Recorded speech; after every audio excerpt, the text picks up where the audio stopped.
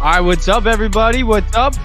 Elso, I know you like that music, I guess. Let's go. Let's get right into it. I got the host of the Jets Evening Brew and the Knicks Morning Brew, founder of Morning Brew Sports, joining me to talk some New York Jets after a shocking victory over the New York Giants, even though we got the Knicks banner up right now. Let me switch that for you guys. But yeah, big win last night. Well, not last night. Yesterday at 1 o'clock we played, so not last night. But thank you for joining me, Jigga. How's it going? And what did you think of those Jets yesterday? Yeah, buddy. Of course, bro. Appreciate you reaching out, man. It's funny because I never do a show around the Jets on Mondays, right? It's always Wednesday for the Jets Evening Brew. So I never get to like quarterback Monday talk, So this is great because I'm like, oh shit, I'm having nothing left over for Wednesday. I'm just going to use it all up right here. But, bro, how could you not feel? Actually, let me reword that. Yes, I feel good about our win. Was it pretty? Hell no. Like, it was one of those games, bro. Like, science didn't make sense anymore. You know what I mean? Like, it was like me trying to do a math equation with my daughter who's still in school and me looking at Google and not understanding what the hell I was looking at because it was a shit show. All right. The rain, the plays, the penalties. But at the end of the day, bro, the Jets are freaking 4-3. Oh my gosh. You can sign me up for that any day of the week, bro. Yeah, especially, after everybody knows the 4-time MVP goes down, 4 plays in, and then Rob Saleh is still managing to keep this team alive with Zach Wilson under the center. So that's going to lead me into my first question for you. Zach Wilson, the way that he's looked the past 4 weeks, pretty good, not going to lie. Not amazing, but good enough. 3 straight wins. Chiefs, we only lost by 3. Broncos, we defeated. Eagles, reigning NFC champions, we beat them. And then yesterday, of course, sloppy win, but getting the job done, a win's a win. So what do you think of Zach after these last 4 weeks? Yeah, bro, I don't think there's a lot of shade that people should really be throwing at him anymore. It's not like anybody's here saying, oh my God, we've got the next Patrick Mahomes. But you know what? I'm ready to put him in the category of late bloomer. You know what I mean? Like, look at Geno. Once he got to Seattle, it was years later, and Geno now looks like a good quarterback, right? And maybe this is just that time for Zach. He's getting better each week. Well, actually, you can't even say better, right? Because if you look at this last game, it's like, but when he needs to step up at times, bro, 25-yard line, 24 seconds, no timeouts, and then he goes and does 2 beautiful passes. Garrett Wilson pass, the Lazard pass. So do I think we can trust Zach? 100%, bro. I was in New York, 3 weeks ago, and I'm on SNY saying, yeah, it's just not possible. Like, you can't do it. But I said, if you brought Aaron Rodgers to the sideline and he Mr. Miyagi's this shit, we could see a lot of good things. What I love the most, though, Jimmy, is the mistakes and hiccups that we're having, you really can't put them on Zach. Does he hold the ball too long? Yes, we know that for a fact, right? Does he make some bad decisions, taking a sack? 100%. But when we need him most, even though it was only 24 seconds yesterday, he showed up and gave us what he needed. So, yeah, bro, I'm confident to say if we can go, what do we got? Chargers, Raiders, and then Bills? Yep. Yo, if you tell me right now we can't go 2-1 over the next 3 with Zach Wilson, then people aren't watching the game. Because when he needs to make the right decisions, he's making a lot of good ones. And that's what I'm counting on, bro. VR, yeah, 100%. My bad. So you popped him on the chat there. How to say what up? Yeah, for sure. And yeah, the 24 seconds that he provided the Jets yesterday was just amazing. So let's actually go over it real quick. I'll put it on the screen and we'll watch the highlights from yesterday's game and get into more topics. 1:18 to go, opening quarter. Wilson on first down over the middle. And that one is caught by Brees Hall with a flag down. Hall blockers in front, still going. Brees Hall will take it. Now will it stand? If it does, it's a 50-yard. Barkley right up the middle, and he's got a first down. Saquon breaks free at the 40 and caught from behind at the 35. 4th and 10. Wilson has time. Here comes Thibodeau again. He's got it.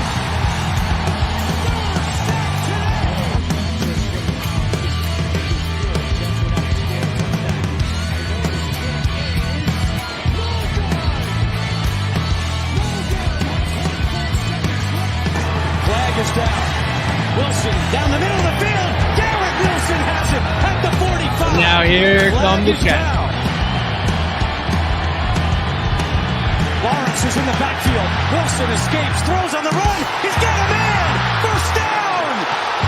Jets have to hurry, though. Here we go. Zerline.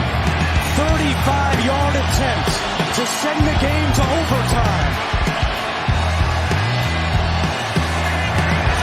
Kick on the way, and it is good!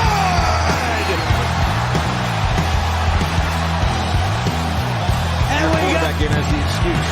3rd and 21. DeVito, pass deflected and incomplete. Greg Zerline, 33 yards away for the win.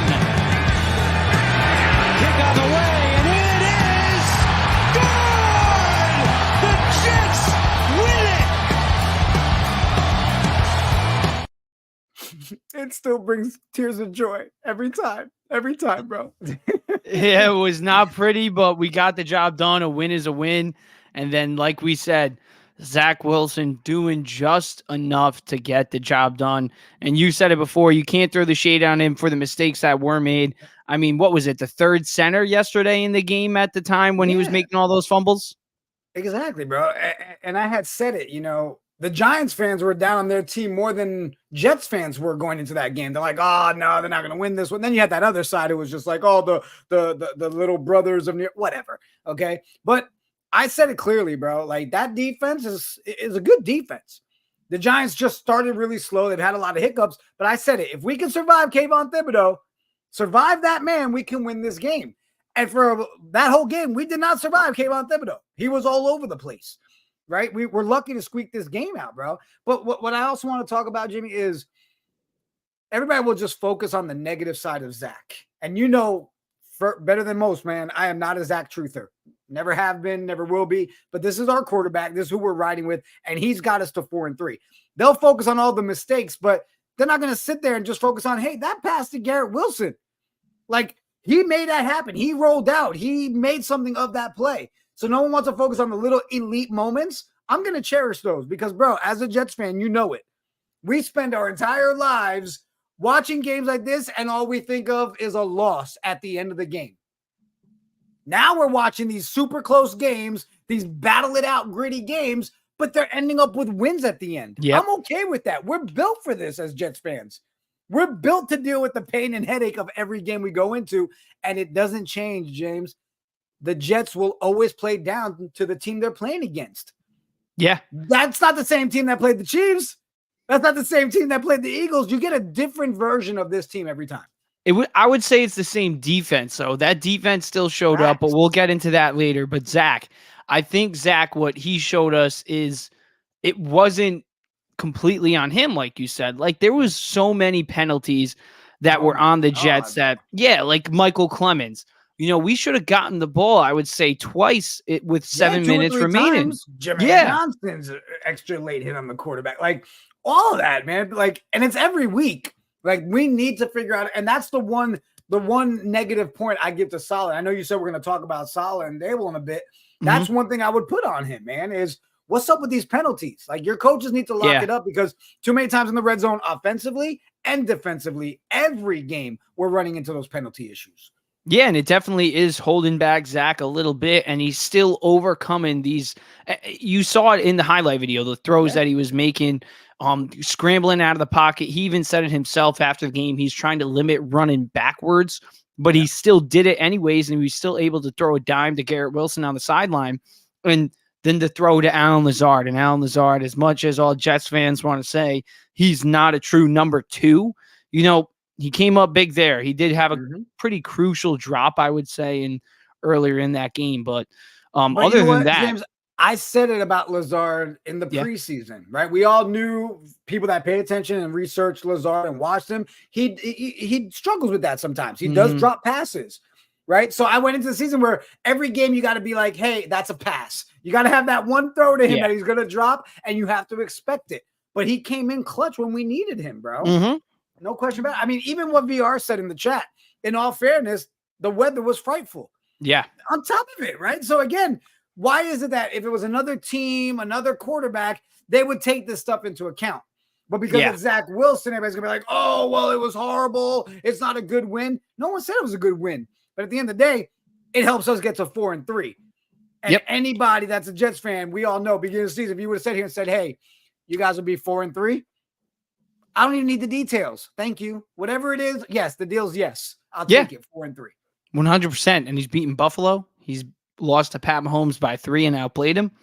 He outplayed Jalen Hurts. And now I'm not saying this guy is going to be the franchise guy going forward and a Pro Bowl quarterback for the Jets, but I can't say he won't after what he showed us, the glimpses, and just the fact that we are 4-3, like you said. You got to give credit to Zach Wilson. But yeah, what people need to give credit to as well is everything that goes with the story too, with us as Jets fans coming out of a bye week. We suck out of a bye week. So again, ugly as all hell, ugly. But we got the win. We beat the Giants. Horrible weather. We had a comeback that was great at the end, and we won out of a bye week. Those all are positive check marks in my eyes. 100%. Jimmy, is why is the narrative now? Oh, the Jets fans are just focused on this win. You should be questioning everything about your team after how ugly it is. Why should we have to focus on the ugly and not the positive side of we actually won the game? And that's why I love what you just said, the positive. And the positive is these two guys, Garrett Wilson, 100 yards yesterday. Sauce Gardner and DJ Reed, they're back. Elite cornerback duo. What was it, -4 passing yards in the second half yesterday? The Giants couldn't throw the ball. Yeah, couldn't throw the ball. Exactly. Dayball was, listen, as much as any Giants fan can say Dayball didn't want to throw because Tommy DeVito was the quarterback, Dayball didn't want to throw the ball because Sauce Gardner, DJ Reed, Jordan Whitehead, the defensive line. The Jets' defense is a top defense, and it's showing it, especially in these last 4 weeks. What are you seeing out of this Jets defense that is showing you that they're a playoff defense? The Jets, to me, they proved that they are a top defense when we had Sauce and DJ out. And everybody else on that team stepped up and had 4 turnovers. You don't even need us at our full strength for this defense to make an impact, right? Everybody wants to talk crap about Daboll's decision not to pass. It's not the preseason, people, where he was letting DeVito throw it around against second and third stringers and let him have fun out there. He said, I'm not going to risk it in this rain. I'm going to let the kid just go out there and hand the ball. He, as a coach, it sucks to have to make that decision, but he did the right thing. And at the end of the day, they were moving the ball at times when they were running. Saquon in that second half was picking it up. Right. So he was working on the only strength that he was seeing results on. So you really can't knock Daboll for that. And you know me, I don't give any love to the Giants, but you got to give credit there because against this defense, we have made it known everybody in this league has to pay attention. The offense will continue to be suspect, continue to have kinks that needs to work out, but the defense, you don't have to question. Even if they come out on a slow start like they did early on this season, they still make up for it in that second half, and this defense is lights out. Yeah, 100%. And then the defensive front, the 4 guys rotating in and out, in and out, in and out. Salah and Jeff Ulbrich really have something cooking with obviously Quentin Williams leading the charge, being the star guy there. But still, Bryce Huff, Jermaine Johnson, Will McDonald. I could go on and on with these guys. Even Michael Clemens, even though he screwed up with the penalty on the punt. But he still made an impact in that game yesterday. So the defensive linemen, why are they so good outside of the rotation? Why are they so good? Bro, I think they're just bought in. Like every interview you see, every conference, like you see a team that has something to prove, you know? And I feel like they all have that I hate to say the word, but they've got that sauce to them, you know? They all like, we have proven, we've said it out loud. We want to be this good of a team. We want to be known as the best defense. And they're going week in and week out and proving it, bro. I really think it's just that cohesiveness. I think a big word all of us Knicks fans are used to right now, continuity. Like they're all just working together and just that continued atmosphere. So I don't know, man. I think it's going to take a lot for people to make me even question our defense at all this season. And I don't mean to put you on the spot right now, but outside of Quentin Williams, you know, you got Jermaine Johnson, you got Bryce Huff, who are obviously lighting it up this season. Out of those 2 guys, who's the best one so far in your opinion? Wait, you said who else? JJ and Bryce Huff. because they're Whoo! I both mean, they're they're both both starting stellar. to, yeah, Look, I'm gonna edge it out to JJ. yeah. And it's just because there's something about that celebration when it goes in, bro. It just gets me hype every time. I'm just ready to slam it down. JJ, just that speed to him, bro. That jump that he has. I'd have to go JJ. Yeah, 100%. And then I can't leave out Quincy Williams, the linebacker. No, He's been having a great season. So, another one with a stupid penalty yesterday, right? Yeah, yeah. yeah. And But you he's know done what? that in the past too. So, Yeah, but but I he think is lights out, bro. yeah, he's gotten some brownie killer. points with the play that he's been playing. What is he, top 3 in tackles in the NFL after 8 weeks?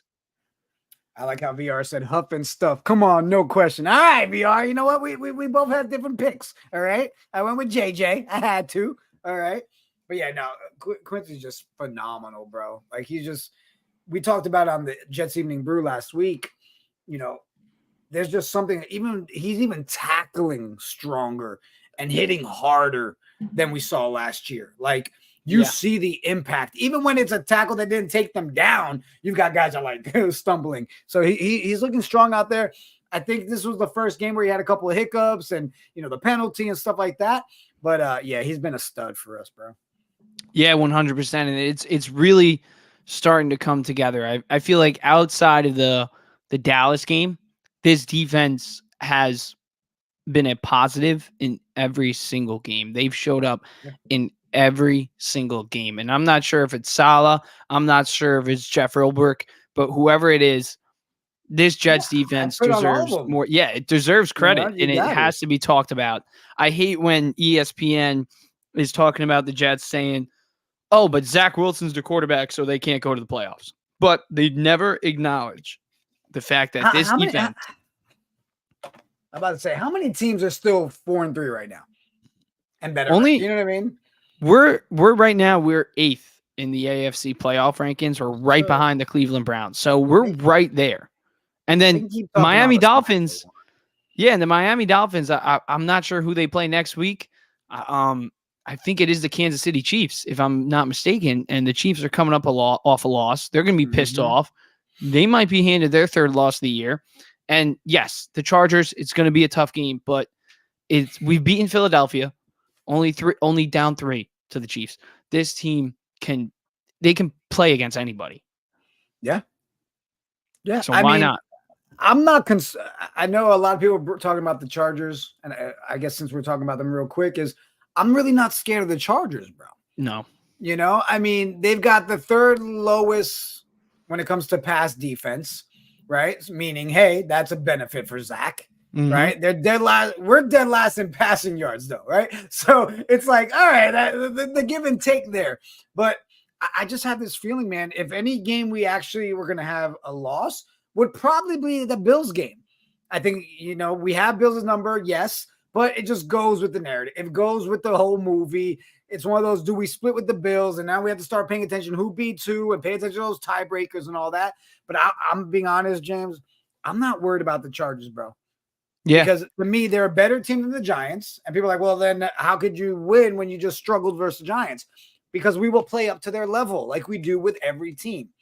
And if this offense plays up to that level with our defense against the Chargers, bro, I can easily see us winning that game by 10 points. Yeah. I mean, they give up the 31st most yards in the NFL right now, 24th most points in the NFL. So the Chargers defense is lacking 6th least rushing yards allowed. So Breece Hall is going to have a challenge there. But then again, it's Breece Hall. So I'm not worried about that. And that's the other thing, right? If you look at the Giants game, we know for our team to look good, we need the running game to take shape. We had no running game yesterday. Yeah. None. They stopped that. The weather stopped that. Like there was no Breeze lightning running, right? There's the pass for a touchdown and the best celebration at the end when Garrett Wilson jumps in right after him out of nowhere. But if we get the run game going, then we should see better passes from Zach and we can walk away with that win from the Chargers.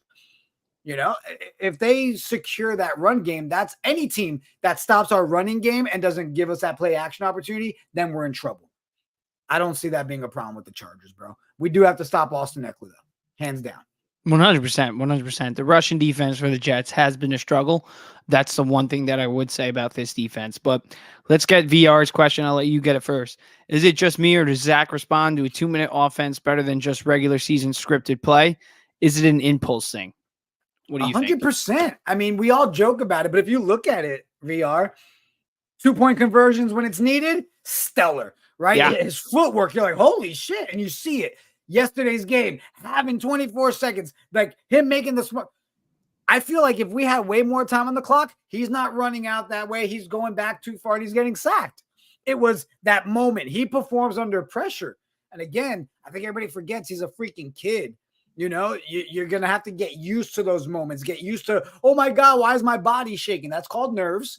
Lock that shit up and get out there and do your job. So yeah, VR, I think he does way better when it's unscripted, 100%. Yeah, I agree too. I would say that same exact thing. I think Zach showed you that in the clutch, he shows up. He's done it time and time again.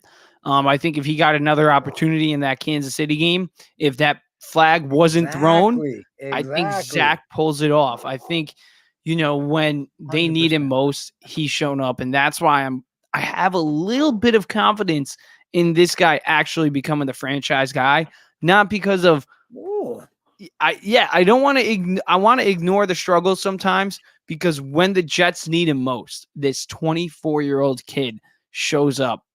He shows up. That's the best way I can put it.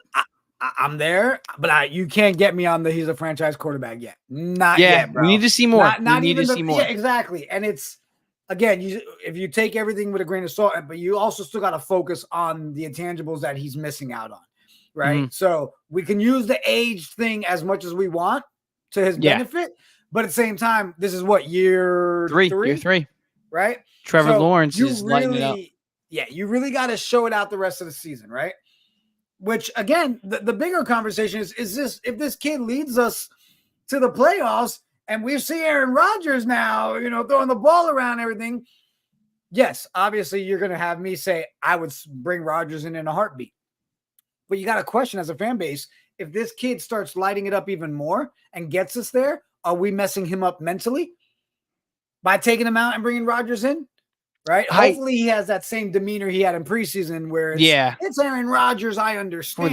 For the team. But I think he's still going to have that same mentality, especially with the way that at every home game recently, Rodgers has been there and Wilson has only thrown 1 interception in the last 4 weeks.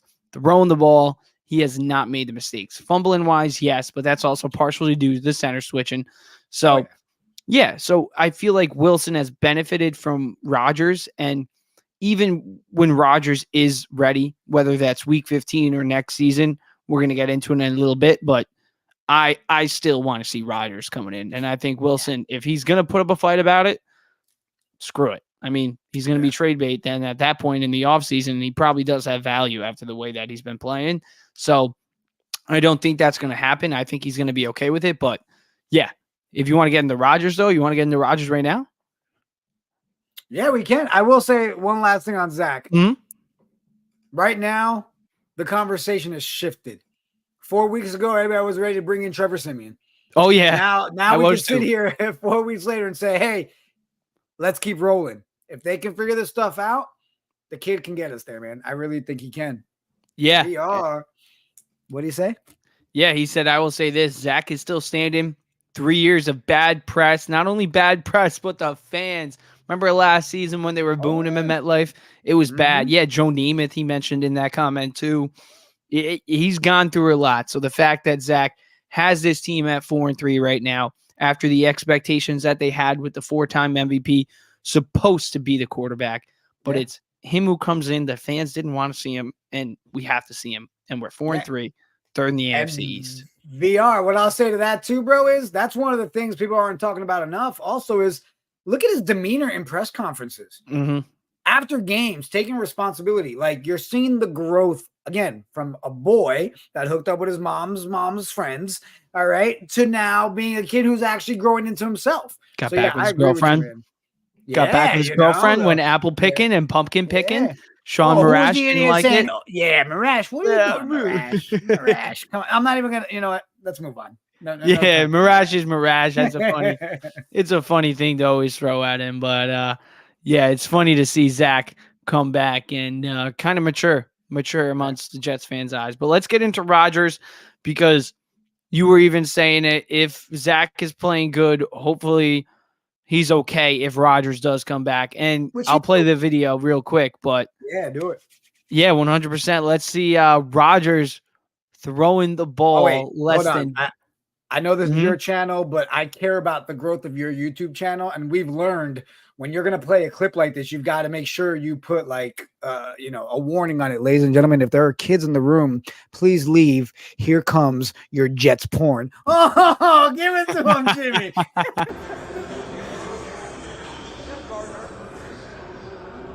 Thank you. Yeah. Eli? Where's Eli? Yeah. That's Zach doing the Zach right here, the short, the blonde hair, yeah. They're on right now. Oh, those are on.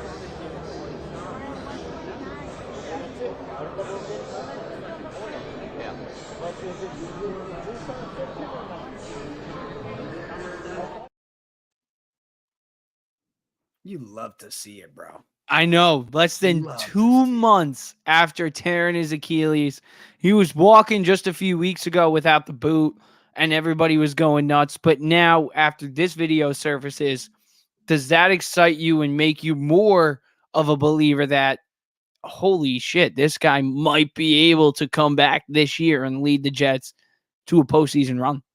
Yeah, bro. I mean, it's Aaron Rodgers, right? And everybody knows he's going to try all kinds of different things and holistic and all that.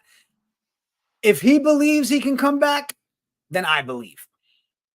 I also think the team believes Aaron can come back. So I kind of feel like this team also looks at it as like, if we hold down the fort, guys, the biggest reserve that's going to come in and fight the rest of this battle with us is at the end. And like, you can see that everybody wants him back. The team loves having him there. So do I think it's possible? Bro, I mean, I'm no doctor. I know I've watched the video several times on what was done with this surgery and the new wave of it and everything. So, dude, if he comes back, phenomenal. I mean, there's no other word for it.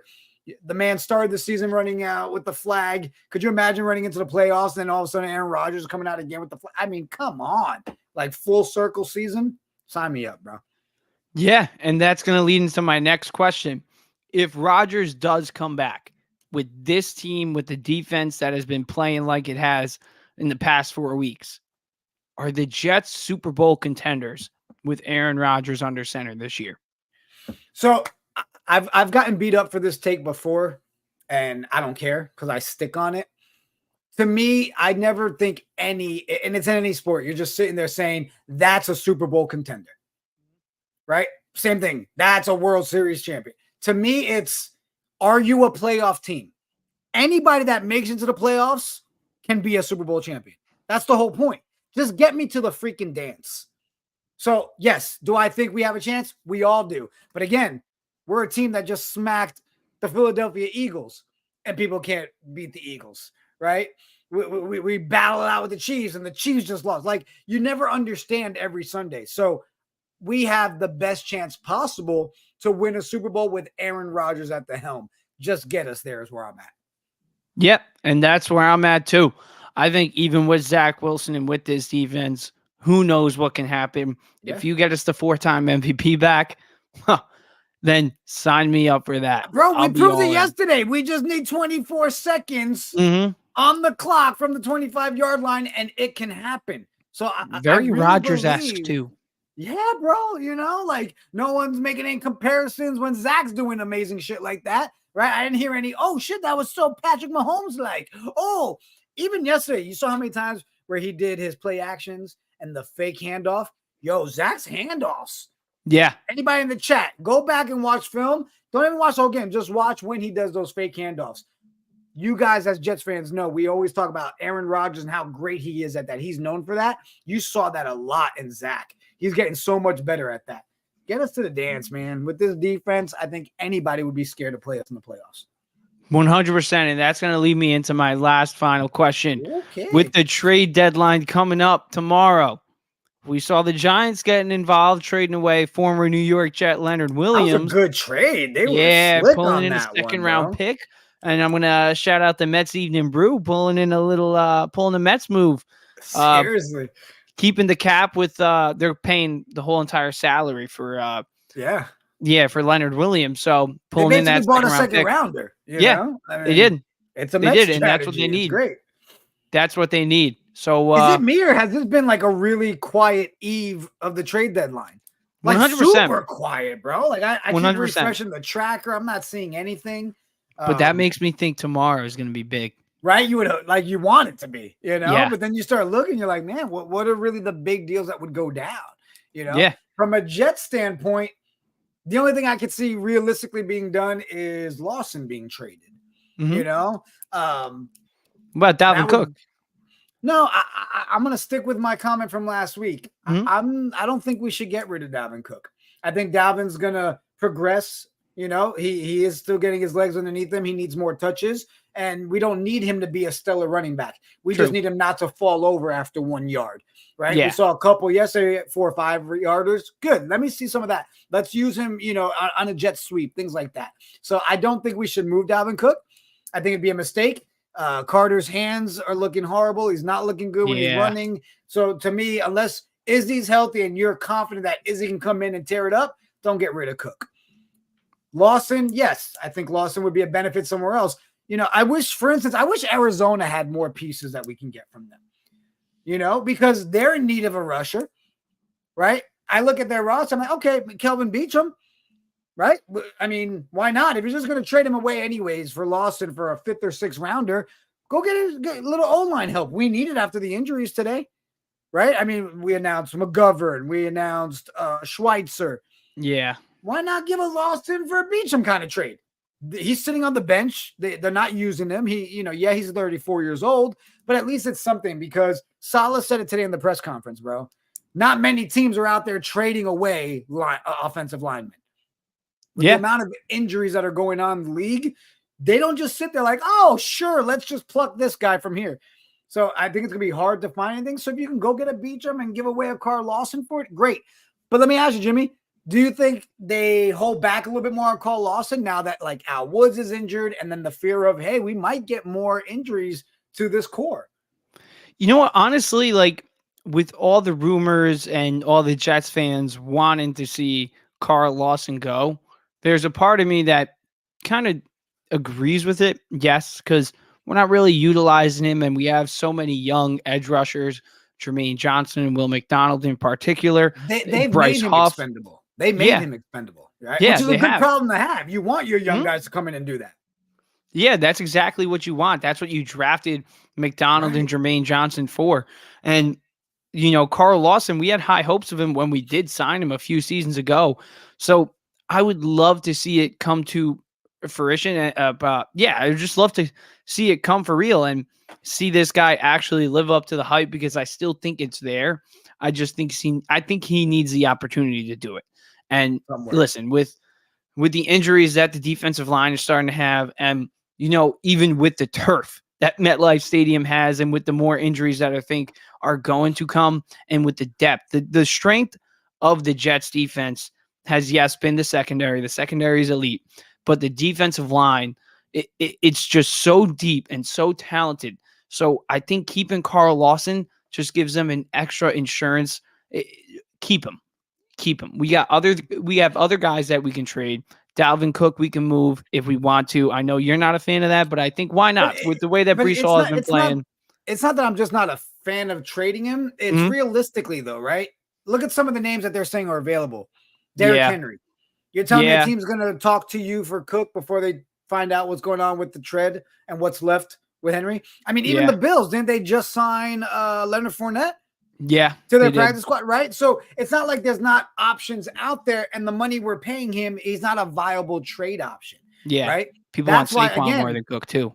Right. And that's my thing. So it's like, yes, we can speculate about Cook being traded. One, he's not killing us. He did look sluggish for a couple games. Hopefully it keeps picking up a little bit. So he's not hurting us by having us. It's still something that we can benefit from. Carl Lawson, though, is just sitting there. and he hasn't come back to form since the injury, right? And with the amount of guys that we have and the way we're using this rotation, he's not going to have enough chances to show us that he can still be that Carl Lawson we thought we signed 2 years ago, right? I see. So I want to ask you that because that one right there. Yep.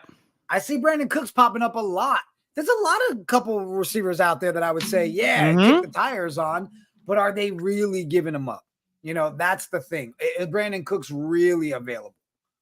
Yeah, and but that's still VR. I like the point. We do need a wide receiver too, because we were talking about it before. Allen Lazard, as great as he can be in certain situations, there are certain situations where he's not great. So we do need that wide receiver too, because we do see Zach dependent on Garrett Wilson a lot. And as much as we all love to see it, we would probably all love to see some pressure taken off of Garrett Wilson. So do you think the Jets should go out there and trade for another wide receiver? I've been saying it since the offseason, bro. My opinion on what we needed for wide receiver was the same when we had Aaron Rodgers. So I'm still going to stick to, we should be getting another wide receiver. Like, that should have been the smartest thing, even in the offseason when we were talking about Dalvin Cook week in and week out, day in and day out. I was saying, why are we not putting such an attention on a wide receiver? Like, we really needed another big body, right? We've talked about it, Jimmy. Imagine if Garrett Wilson was able to be used in the slot. Oh, right? yeah. And you have Lazard, another guy, like just ways that you can really get creative with it. Brandon Cooks, I think that's a solid name to throw out there, right? Before the season, I was all high on Mike Evans and all that. But that perfect example. That's why I was even like, damn, I wish the Cardinals would really say if they're giving up on somebody. What's their boy? Brown. Right? He's what, 25 years old? He's in his final year of his rookie contract. So whoever trades for him would have to he's do quick an extension. too. He's fast, right? Like if they're really going to be getting rid of people and that's on the market, then go get me a Marquise Brown. Yeah, With we that could use speed him and too. stuff, exactly. Now you're not only filling up someone with good hands and can run a route, but with speed as well, which they're going to have to pay attention to someone like that. So again, I've been focusing more on what pieces do we have that would benefit another team? And again, goes back to the Cardinals, whether it was for O-line with Bijam or even Marquise Brown. Are we open to signing and re-signing him? You know, are they really, he's been their best weapon. So who knows if he's really available, but they're still trying to figure out their damn quarterback situation. So if he's available, I'd throw that name out there in a heartbeat, bro. Yeah, 100%. And I'm not sure if anybody from Tampa Bay will be available with the way that the Bucs have kind of looked. I mean, they haven't looked great, but they're doing enough where it's like they might want to keep on to those guys.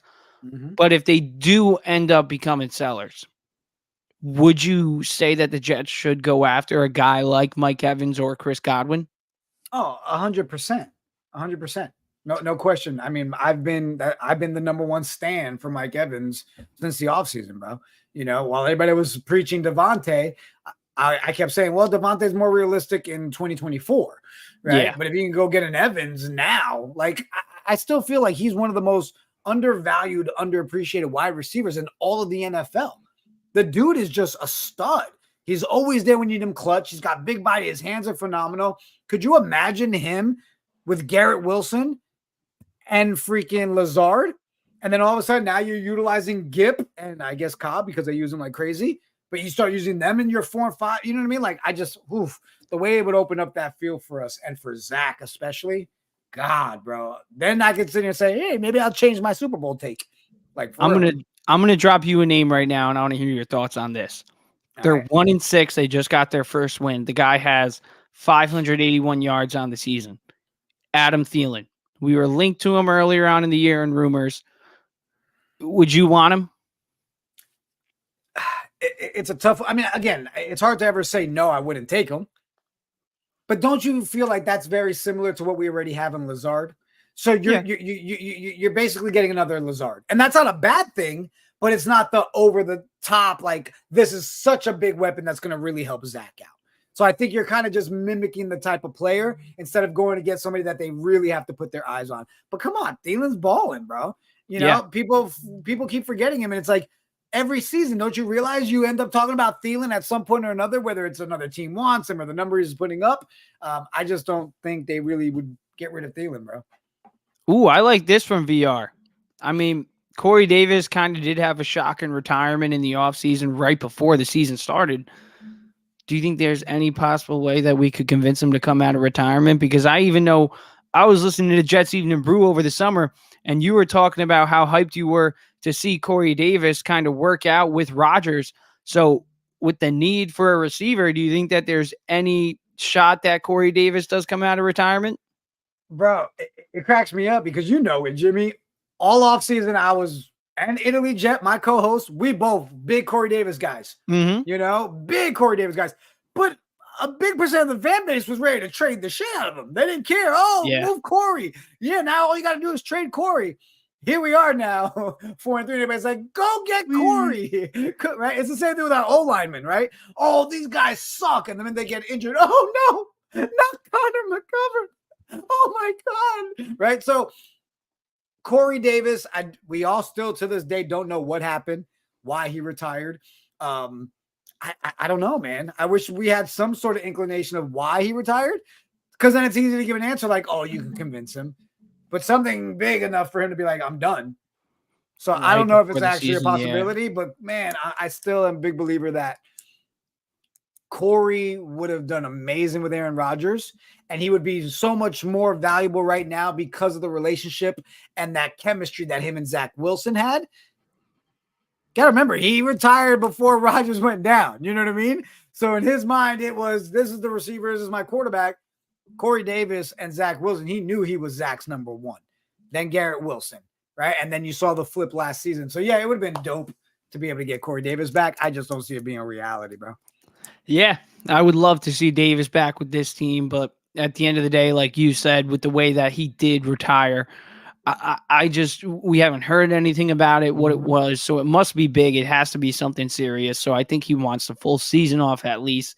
Maybe he does come out of retirement in the future, but I don't see it happening this year. As great as it would be, I just don't see it happening, like you said. And then I'll just finish it off before I let you go. Rob Saleh, Brian Daboll, obviously all the hype going into yesterday. Who's the best coach considering they're both pretty fresh faces in New York? Mm-hmm. And with the way that Saleh has led this team, the way that the players play for him, even though they're a little bit undisciplined, it is great to see. Is Saleh a good head coach? Yes. You know, I stand on the Saleh since Saleh threw out his receipts comment. Right? Yeah.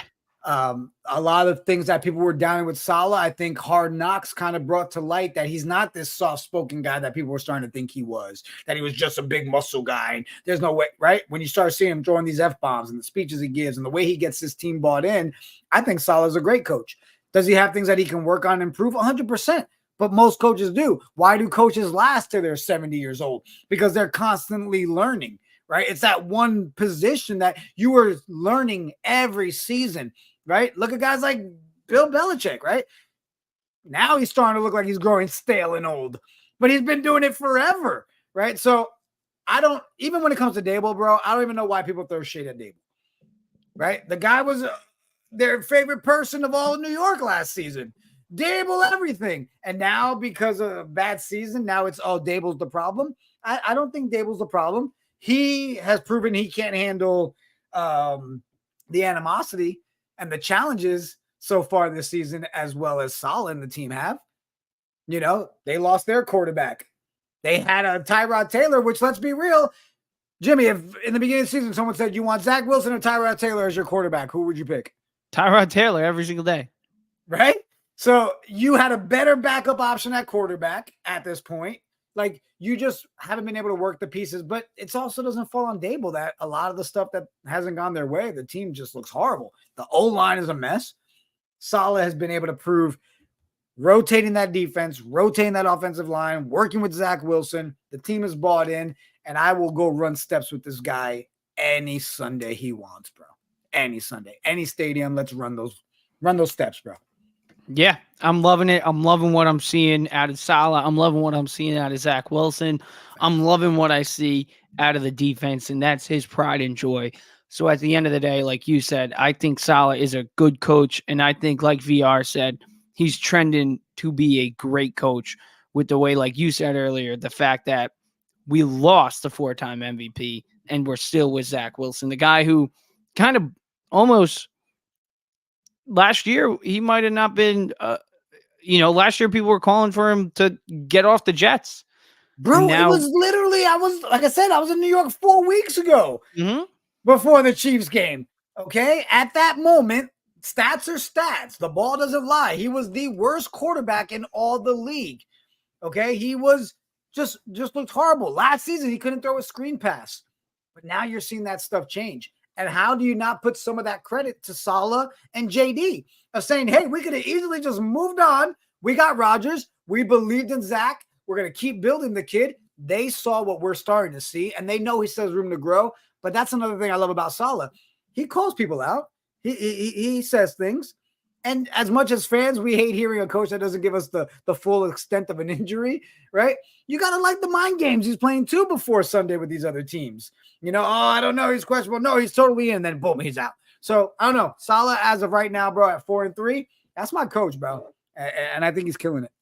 Yeah, 100%. I think he is too. And he might have a head coach of the year at the end of the year if it keeps going this well for the Jets. Who knows?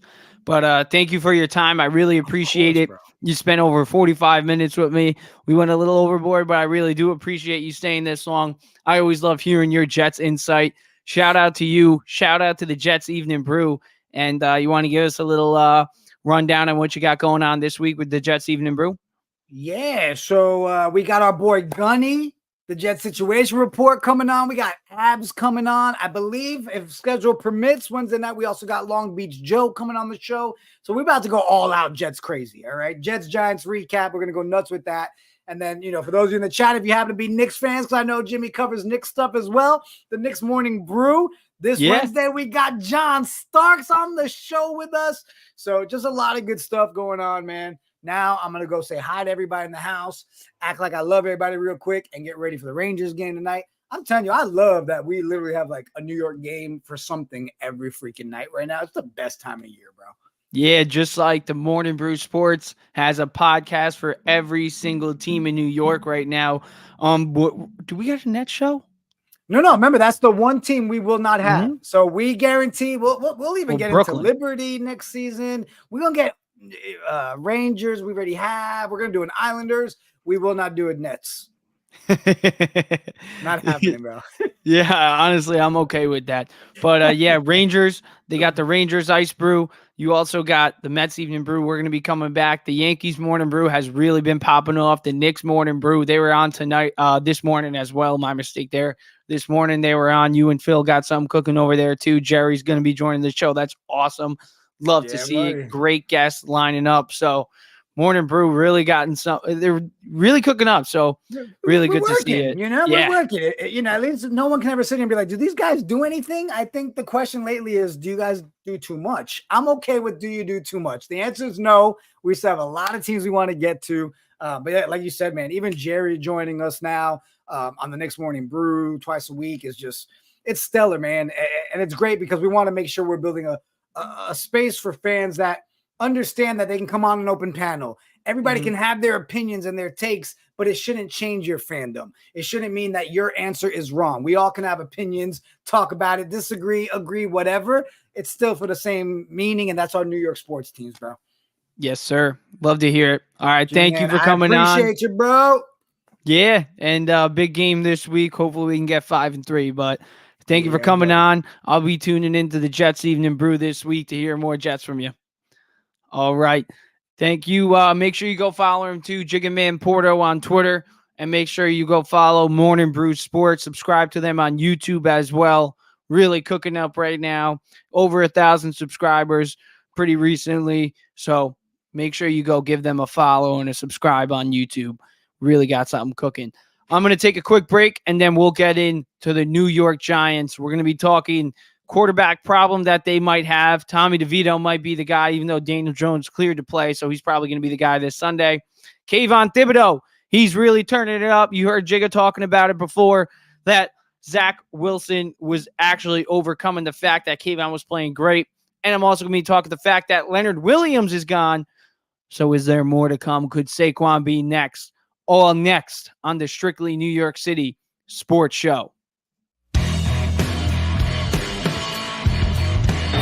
to go, opening quarter. Wilson on first down over the middle. And that one is caught by Bruce Hall with a flag down. All blockers blockers in front, still going. Brees Hall will take it. Now will it stand? If it does, it's a 50-yard. Barkley right up the middle, and he's got a first down. Saquon breaks free at the 40 and caught from behind at the 35. Wilson has time. Here comes Thibodeau. He's got it.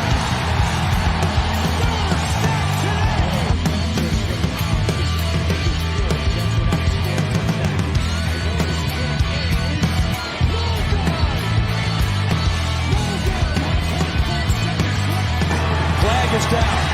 Wilson down the middle of the field. Garrett Wilson has it at the 45. Flag is down. Lawrence is in the backfield. Wilson escapes, throws on the run. He's got a man. First down. Jets have to hurry though. Here we go. Zerline. 35-yard attempt to send the game to overtime. Kick on the way, and it is good! And we got back in as the excuse. 3rd and 21. DeVito, pass deflected and incomplete. Greg Zerline, 33 yards away for the win. Kick on the way, and it is good! The Jets win it!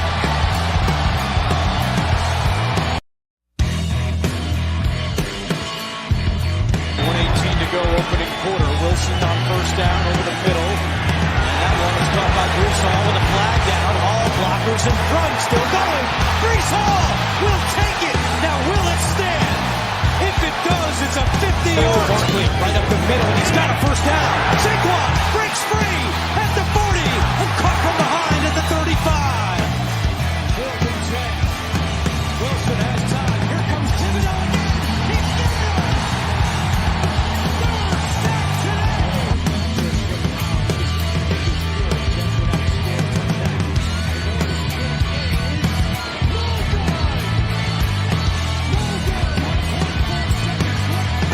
Flag is down. Wilson down the middle of the field. Garrett Wilson has it at the 45. Flag is down. Lawrence is in the backfield. Wilson escapes, throws on the run. He's got a man. First down. Jets have to hurry though. Here we go. Zerline. 35-yard attempt to send the game to overtime. Kick on the way, and it is good!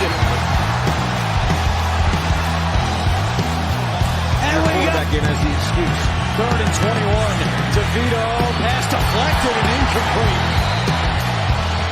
Greg Zerline, 33 yards away for the win. Kick on the way, and it is good! The Jets win it!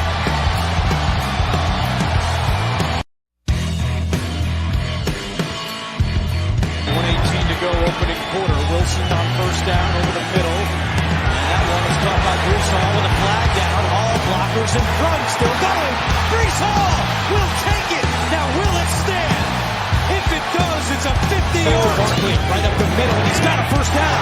Saquon breaks free at the 40 and caught from behind at the 35. 4th and 10. Wilson has time. Here comes Thibodeau. He's got it.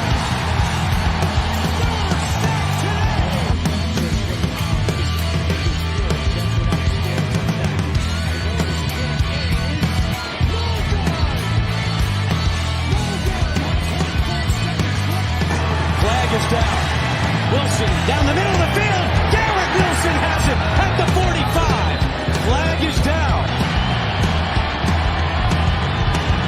Lawrence is in the backfield. Wilson escapes, throws on the run. He's got a man. First down. Jets have to hurry though. Here we go. Zerline. 35-yard attempt to send the game to overtime. Kick on the way, and it is good! And we got again as the excuse. 3rd and 21. DeVito, pass deflected and incomplete. Greg Zuerlein, 33 yards away for the win. Kick on the way, and it is good! The Jets win it!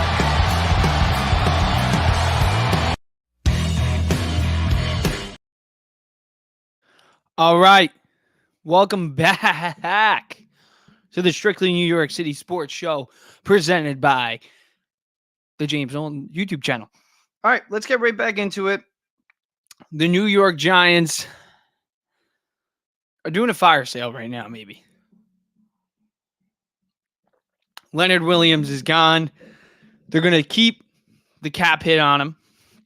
So they're going to be paying his salary. But they traded him to the Seattle Seahawks. They're getting a 5th-round pick and a 2nd-round pick. So, yes, the Giants have indicated that they are in sell mode. Thank you for coming on, Jigga Man. I really appreciate it. Always love talking Jets with you. And, yeah, maybe next time I'm going to steal your Giants host, and I'm going to get him talking Giants on this. But, yeah, the Giants, now that they're in sell mode, and they've indicated that they are in sell mode by letting go of Leonard Williams, a defensive lineman who has been one of their more reliable defensive linemen, former New York Jet defensive lineman, Leonard Williams going out of New York. But yeah, that means they are in sell mode. And you can look at the guys that they can sell. Adoree Jackson is a guy who they can let go of and maybe acquire some draft capital. But I think their biggest trade chip is Saquon Barkley. And yes, there's all this stuff coming out that they're shutting down trade offers for Saquon Barkley, and Barkley coming out saying he doesn't want to get moved, and Joe Shane saying that they're not going to move him, and Dayball saying to Saquon Barkley that they're not going to move him. We all know in the sports world, as much as we hear that, we heard Donovan Mitchell wasn't getting traded. We heard all these reports about the Nets not wanting to move Kevin Durant. They still did. So trades happen. No matter how bad you don't want to see them happen, they happen. And Saquon Barkley would get the Giants back a lot. A lot. So why not trade him? And that's all I'll spend on the Saquon trade. But I really think they should consider trading him. But let's get in to the head coaching decision from yesterday. Brian Daboll basically being scared to throw the ball. They had negative passing yards in the second half. When Tommy DeVito came in, they were playing conservative football. Last year, he coached like they had nothing to lose. This year, Brian Daboll is coaching like the Giants have everything to lose. And that's not who Brian Daboll showed that he was last year when he was going for 2 in big situations for the win. Now it's the complete opposite. Now it's daring Zach Wilson to score. And you know what? You dared him enough for him to actually commit plays that put them in field goal position. And then they tie the game. And then your offense doesn't get the job done again. And then Daboll, I've been on him all year, throwing the iPad away from Daniel Jones, throwing little hiccups at the sideline. Dude, come on. It's not last year. It's not. Now listen, this Giants team, I'll give him credit. I'll give Brian Daboll a little bit of breathing room, considering the Giants roster just isn't that good. And they've played tough opponents this year. They have. And they are without Daniel Jones for the last 3 weeks now. Now he's cleared to play. So now, still, we're probably going to see the Giants tank. The Giants are going to tank. They're not going for the playoffs. They're not going to make the playoffs. But what they can do is still remain competitive. Show the fan base that this team can dwell. Jalen Hyatt, get him involved. Darren Waller, get him involved. If Saquon's going to stay, get him more involved, even though he's already involved more than any other player on the team. Let's see it. The players that you're going to buy in on, play them, and let's see progress. I think that's what you got to take away from the remainder of the Giants season. And you also got to be prepared to sell off some guys like Adoree Jackson. And yes, maybe potentially Saquon Barkley. As much as you don't want to see it, it might happen. So yes, there are going to be changes. Giants QB dilemma. Listen, Jones has been out since week 5. He also does have 6 interceptions across 5 games. So he's really only played one good half of football. Daniel Jones, we're going to be looking at him this upcoming week because the QB play has been better without him. Tyrod Taylor, besides this last week where he got hurt, he went to the hospital. Luckily, he's all good. He does have some rib injuries. He's probably going to be week to week right now. But Daniel Jones, now that he's going to be back as the starting quarterback for the Giants, you still want to see light out of him. You want to see him play well. As much as, yes, the Giants are going to try to tank, you still want to see the guy who you gave a 4-year deal to over $100 million. You want to see that guy play well. He's a $100 million quarterback. He's got to play like a top 10 quarterback. And if he doesn't, then guess what? The Giants are going to draft a quarterback in this upcoming draft. So Daniel Jones, I think, like I said, you want to see progress out of the guys that they're going to commit towards for the remainder of the year. That's a takeaway that you want to see now that the Giants are going to be in sell mode. Another takeaway that you want to see now that Jones is cleared to play, coming back, you want to see Jones play well. You don't want to see the guy that threw 6 interceptions throughout the first 5 weeks of the NFL season. No, you want to see the guy that was playing like last season. That's what you want to see. So if Daniel Jones can be that guy going forward for the remainder of the year, then the Giants probably won't draft a quarterback. But if he struggles, well, then guess what? The Giants in the upcoming draft, with the QB draft that's upcoming, there's a lot of good QBs that they could look at. You got Drake May, obviously, who they're not going to get. But you still have Shadur Sanders. You still have Bo Nix. You still have the guy out of Notre Dame as well. I'm forgetting his name. But there's guys in that draft that the Giants can go after. And if Daniel Jones, if he struggles for the remainder of the year, then the Giants will try to draft a replacement. Because guess what? After next year, they can cut him. They can cut him with no penalty. So Jones better show that he can actually be the guy here for the remainder of the season when he does come back.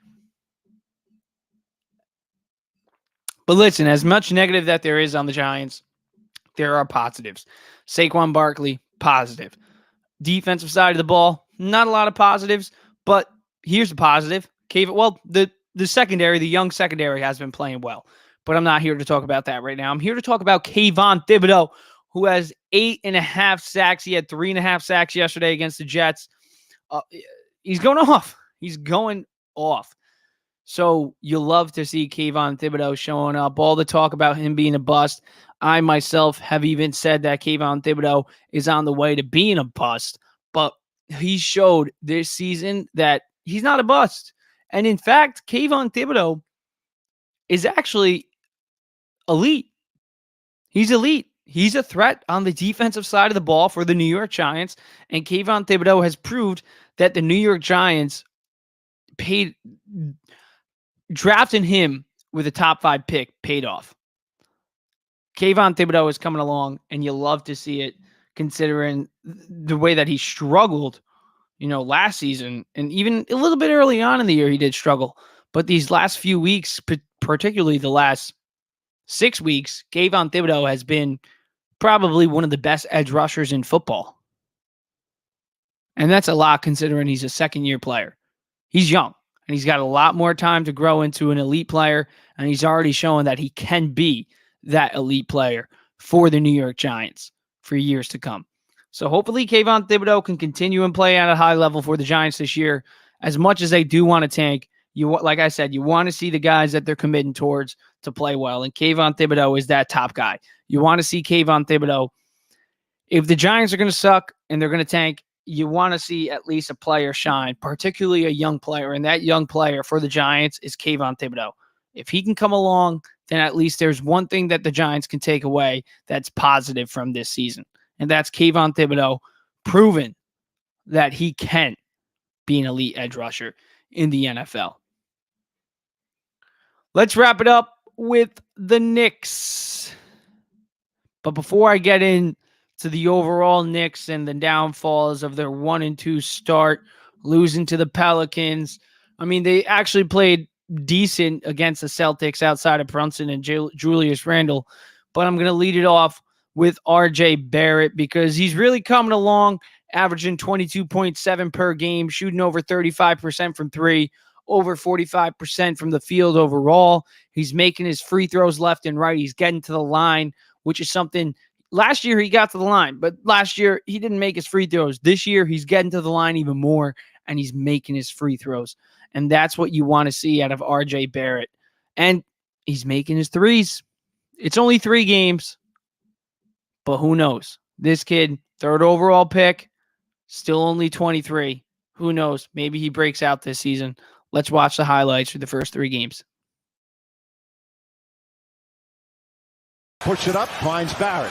Barrett, sidestep, gets inside, banks it home. It's back to 4. Right now in the backcourt for the Celtics, quickly falls down, but gets it to Robinson. Barrett looking for an opening.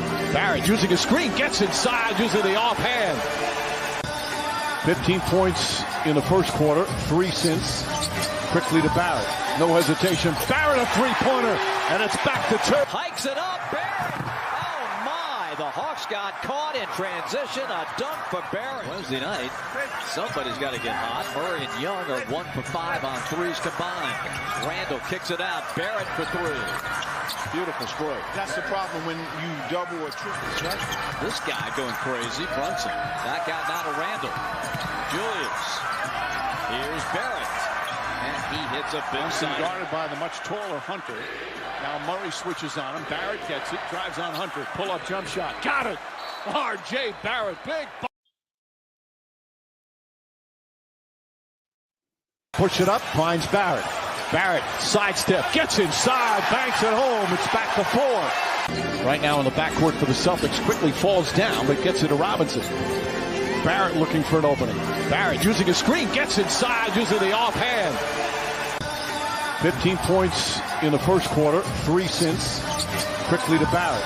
No hesitation. Barrett a 3-pointer, and it's back to 2. Hikes it up, Barrett. Oh my, the Hawks got caught in transition. A dunk for Barrett. Wednesday night, somebody's got to get hot. Murray and Young are 1 for 5 on threes combined. Randall kicks it.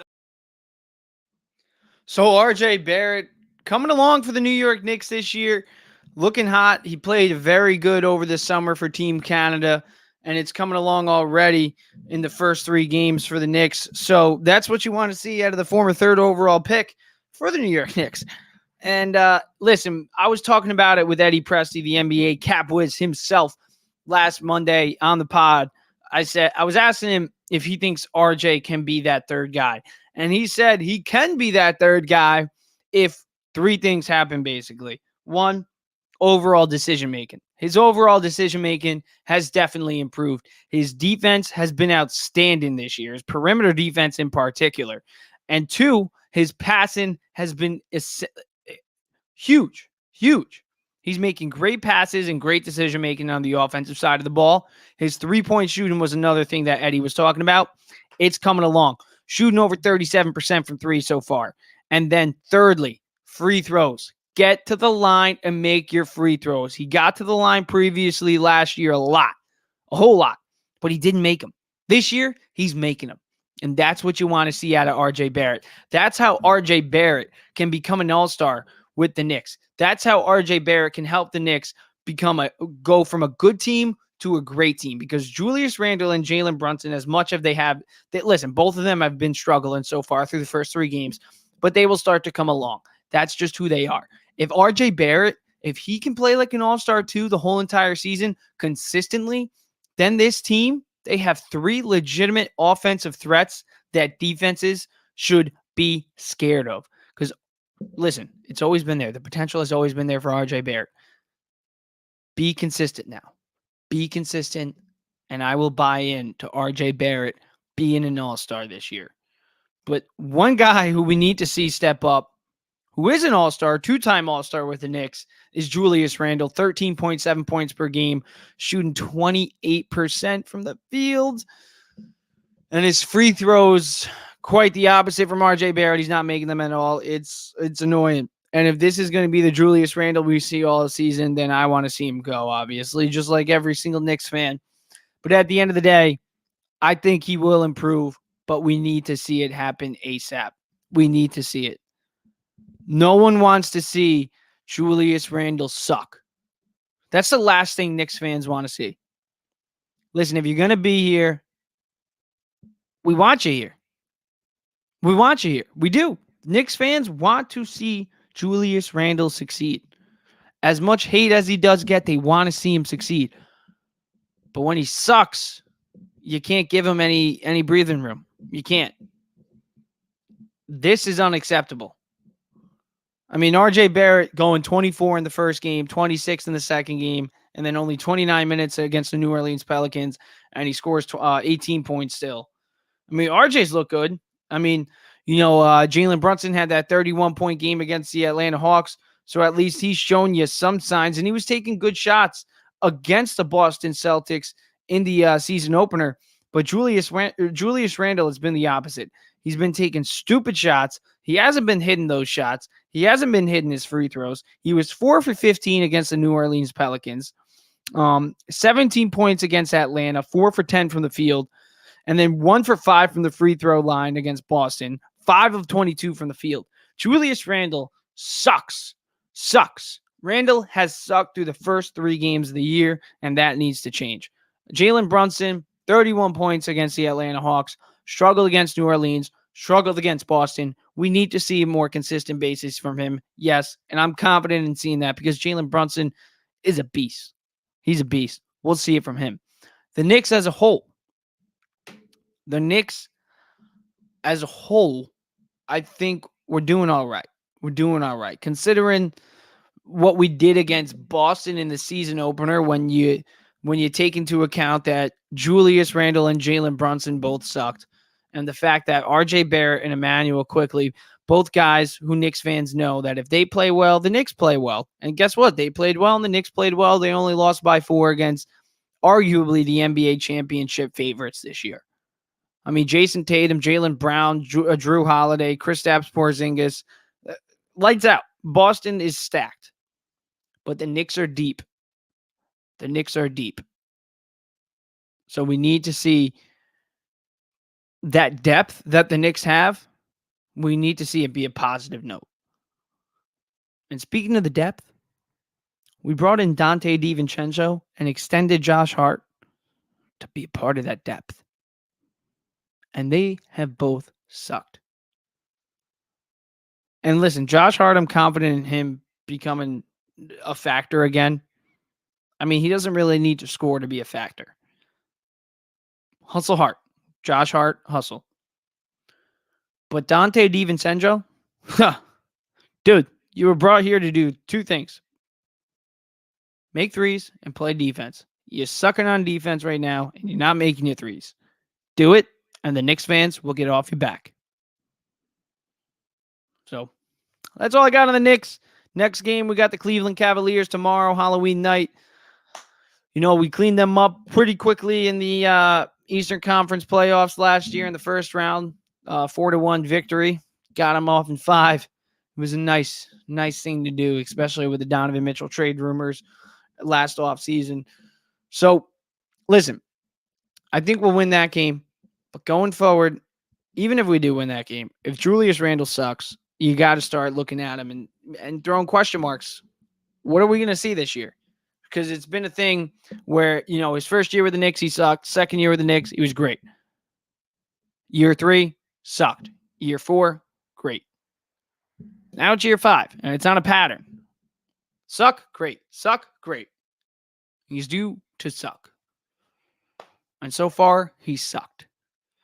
So I want to see more out of Julius Randle. Going to be going live again this Friday. Probably going to be recording a James Nolan podcast episode this week as well. So keep an eye out for that. I might pop on the Evening Brew open panel this week. So keep an eye on that as well. Also, just had an article about the San Francisco 49ers, my little overreaction Monday. Should the San Francisco 49ers start Sam Darnold over Brock Purdy? Go check it out on my Fansided author page. And make sure you check the description for the Morning Brew Sports, who I just had on earlier. The founder of Morning Brew Sports, host of Jets Evening Brew and Knicks Morning Brew, and the producer of the Jerry Ferrara podcast, Chigaman Porto Celso himself, the founder of Morning Brew Sports. So make sure you keep an eye this week on the shit that I got going on, the shit that they got going on. And yeah, hope you have a great week. I hope all your favorite team wins, except if you're a Brooklyn Nets fans. I hope the Brooklyn Nets lose. I hope they lose a whole lot. But the Knicks, let's hope they win. Let's hope they have a good week. Let's hope the Jets have a good week. And let's hope the Giants have a good week. And let's hope these two teams, for the Giants, let's hope they can sell and bring in some draft capital. And let's hope that the Jets can buy and bring in some guys that can help this team get to the playoffs, because right now sitting at 4-3, and the Miami Dolphins having the Kansas City Chiefs on their schedule this upcoming Sunday. Well, who knows? Who knows what can happen? That's all I got. Thank you for watching. Make sure you tune in Friday. I'll see you next week. Well, not next week, this Friday.